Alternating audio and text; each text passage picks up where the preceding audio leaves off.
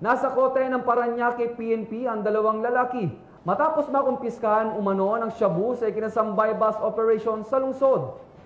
Nakatutok dyan si Patrolwoman Mika May Bahiwag.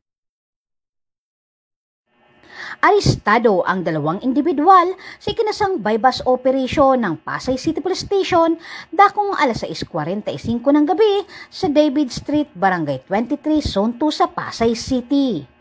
Kinilala ang mga sospek na sina alias Chuk, 35 anyos, at alias Rhea, 32 anyos, na kapwa residente ng nasabing lugar. Nakuha sa kanila ng operatiba ng Pasay City Police ang 5 plastic sachet ng hinihinalang shabu na may kabuuang bigat na 5.5 gramo na may malaking halaga.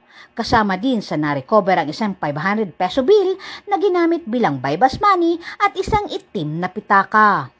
Kasalukuyang inihahanda ang mga kaukulang kaso laban sa mga sospek sa ilalim ng Republic Act 9165 o mas kilala bilang Comprehensive Dangerous Drug Act of 2002. Mula dito sa Camp Bagong Diwa, Bicutan, Taguig City, ako po ang inyong PNN correspondent, Patrolwoman Ivy Corporal, alagad ng batas, tagataguyod ng Balitang Pulis.